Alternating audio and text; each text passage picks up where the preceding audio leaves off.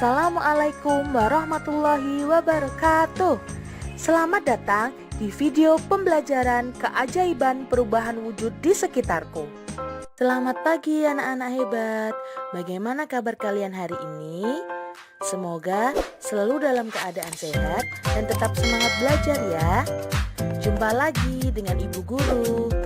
Nah, pada pagi hari ini kita akan belajar pada tema 3, benda di sekitarku, subtema 4, keajaiban perubahan wujud di sekitarku, pembelajaran 5. Nah, sebelum kita memulai pembelajaran pada pagi hari ini, alangkah baiknya jika kita berdoa menurut agama dan kepercayaan masing-masing sebagai rasa syukur kita atas berkat rahmat dan hidayah dari Tuhan Yang Maha Esa. Nah, minggu lalu kalian telah belajar mengenai apa itu global warming. Masih ingatkah kalian? Yuk kita simak kembali. Tahukah kalian, matahari merupakan sumber energi panas di bumi. Panas matahari dapat mengakibatkan perubahan iklim. Perubahan iklim merupakan perubahan jangka panjang pola cuaca di suatu wilayah.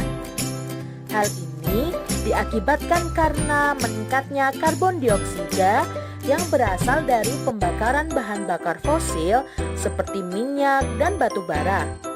Sehingga akibat dari pembakaran tersebut terjadi peningkatan karbon dioksida di atmosfer.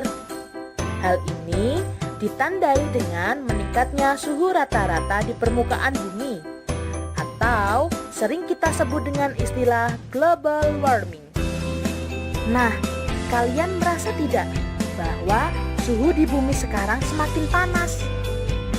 Nah, itu merupakan akibat dari global warming.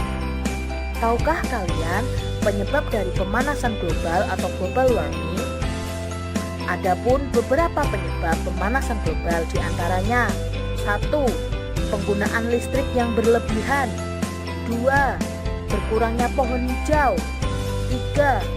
Jumlah kendaraan yang meningkat sehingga karbon dioksida yang dihasilkan pula semakin meningkat. Yang keempat, volume asap pabrik yang semakin tinggi. Yang kelima, pembakaran hutan. Dan yang keenam, lapisan ozon yang menipis. Adapun akibat dari pemanasan global diantaranya kenaikan muka air laut sehingga wilayah pantai berkurang, meningkatnya suhu di berbagai daerah, meningkatnya kejadian hujan ekstrim sehingga mengakibatkan banjir dan tanah longsor, meningkatnya penyebaran wabah penyakit, timbulnya berbagai macam hama pada tanaman, kekeringan yang panjang, kenaikan suhu air laut, dan mencairnya es di kutub. Adapun langkah-langkah untuk mengatasi pemanasan global diantaranya menghemat penggunaan listrik di rumah, menanam pohon di sekitar rumah, dan mengurangi penggunaan kendaraan bermotor. Nah, selain itu, tahukah kalian bahwa panas matahari dapat mengakibatkan proses terjadinya hujan? Kalian ingin tahu? Yuk, simak video berikut. Kita sudah tidak asing lagi mendengar kata hujan. Bahkan, sebagian besar dari kita tahu mengenai hujan. Tahukah anak-anak, kurun waktu musim hujan di Indonesia terjadi saat bulan apa ya? Musim hujan terjadi pada kurun bulan Oktober sampai April. Hujan merupakan salah satu jenis proses cuaca yang disebut dengan presipitasi atau turunnya air dari langit ke bumi. Contoh dari presipitasi atau turunnya air dari langit ke bumi yakni gerimis, hujan batu es, dan salju. Ketika hujan turun, akan melewati beberapa tahap berbagai proses terjadinya hujan. Adapun proses terjadinya hujan meliputi evaporasi, kondensasi, dan presipitasi. Matahari selalu menyinari bumi dengan teriknya, sehingga menimbulkan efek panas. Panas matahari menyebabkan air yang ada di permukaan bumi mengalami penguapan. Hal inilah yang kita sebut dengan evaporasi. Akibat dari proses penguapan ini, uap air terangkat ke udara, lalu mengalami kondensasi. Kondensasi adalah proses pemadatan uap air menjadi awan. Pada proses kondensasi ini, uap air berubah menjadi embun, diiringi dengan meningginya suhu udara. Akibat dari suhu udara yang tinggi mengakibatkan titik-titik embun semakin banyak dan memadat membentuk awan-awan kecil. Adanya angin dari udara menyebabkan pergerakan awan ke suhu yang semula tinggi menuju suhu yang rendah. Hal ini mengakibatkan titik-titik air di dalam awan semakin berat, serta membentuk awan yang lebih besar lagi, menjadi warna kelabu atau gelap. Setelah awan semakin kelabu dan titik-titik air semakin berat, mengakibatkan butiran-butiran air jatuh ke bumi. Hal ini kita kenal dengan istilah presipitasi, atau kita sering menyebutnya dengan hujan. Nah, untuk lebih jelasnya, simak video animasi terjadinya hujan berikut ini ya.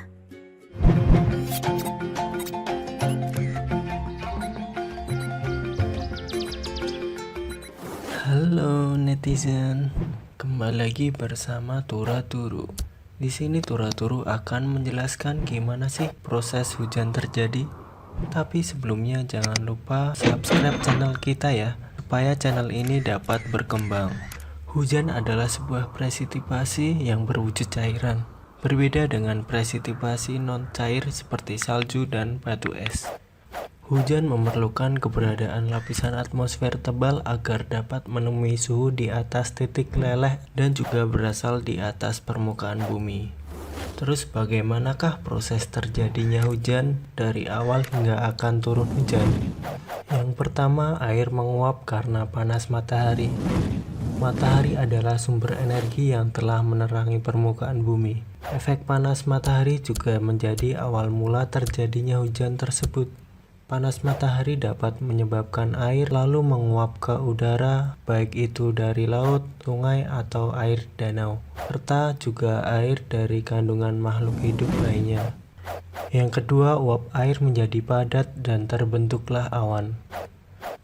Suhu udara memegang peranan penting dalam proses kondensasi, yaitu pemadatan uap air dan kemudian akan menjadi sebuah embun. Embun terbentuk dari titik-titik air kecil sehingga suhu udara semakin tinggi dan akan membuatnya memadat dan menjadi awan. Yang ketiga, awan kecil menjadi besar karena hembusan angin. Adanya hembusan angin kemudian dapat membuat awan yang sudah terbentuk bergerak ke tempat lain.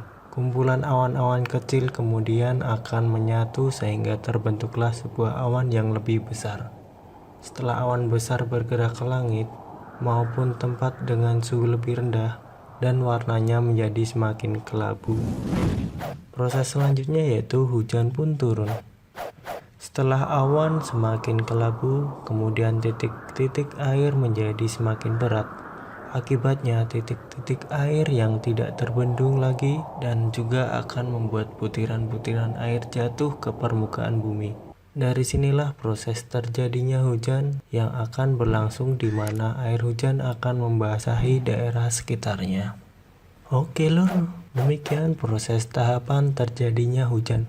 Semoga informasi ini dapat bermanfaat bagi kalian ya guys. Like jika kalian menyukai video seperti ini. Komentar saja pendapat kalian di kolom bawah ya guys. Jangan lupa share konten ini ke teman-teman kalian. Salam Turaturu.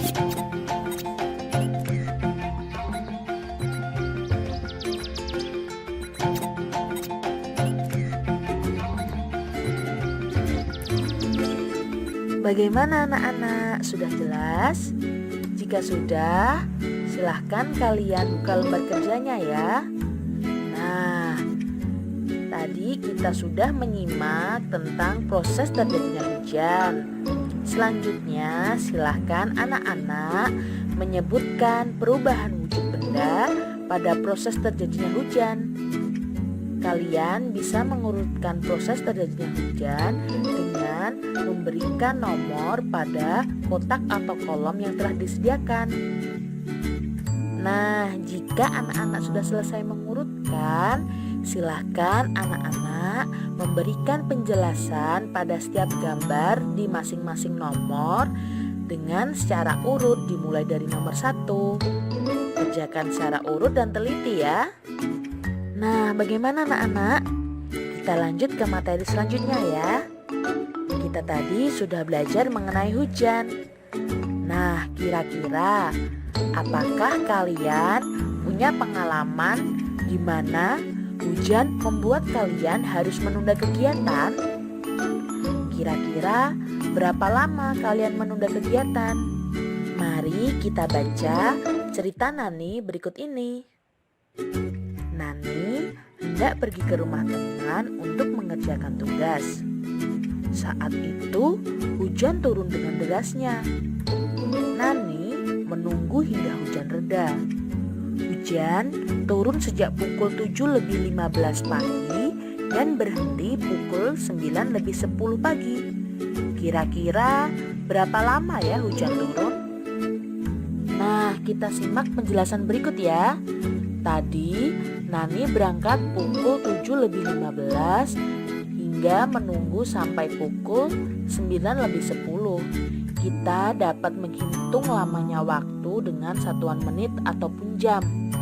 Nah, dari jam 7:15 sampai pukul 8, maka lama waktu yang dibutuhkan yaitu 45 menit. Dari jam 8 sampai jam 9, lama waktu yang digunakan yakni 1 jam atau 60 menit. Dan juga lama waktu jam 9 sampai jam 9:10 yakni 10 menit. Jadi dari 45 menit ditambah 1 jam ditambah 10 menit sama dengan 1 jam 55 menit. Jadi lama hujan turun yakni 1 jam 55 menit. Gimana anak-anak? Sudah jelas? Ya sudah. Mari kita melengkapi tabel kegiatan pada lembar kerja berikut. Nah, pada tabel tersebut sudah disediakan waktu awal hujan turun dan waktu hujan berhenti. Kalian tinggal menghitung lama hujan turun. Contoh nomor 1, awal hujan turun pukul 05:30 dan berhenti pada pukul 06:45. Kira-kira lama waktu hujan turun berapa menit ya?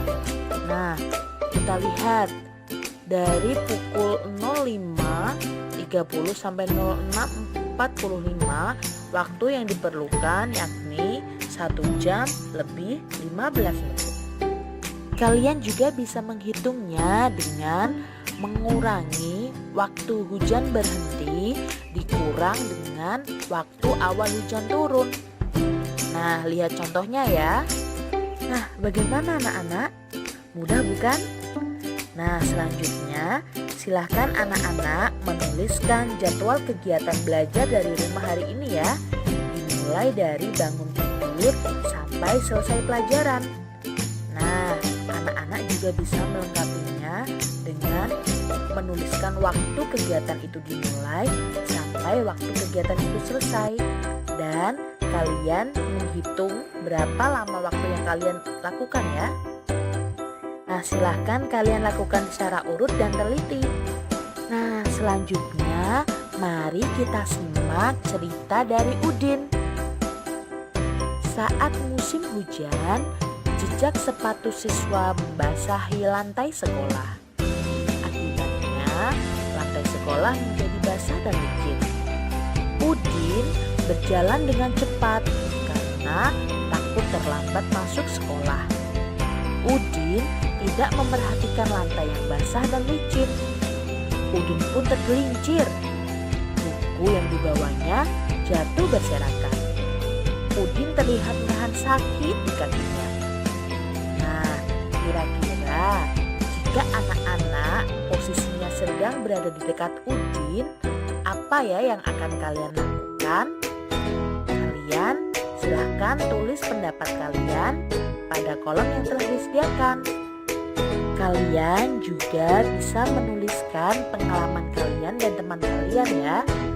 Pilih salah satu pengalaman yang paling berkesan. Tulis pada kolom yang telah disediakan. Jika kalian kesulitan, silahkan minta bantuan oleh teman kakak ataupun orang tua. Selamat mengerjakan dan selamat belajar. Semoga sukses. Baik anak-anak, untuk pembelajaran pada pagi hari ini cukup sampai sekian ya. Jangan lupa tetap semangat belajar. Semoga sukses. Salam semangat dan salam sehat dari Ibu RP.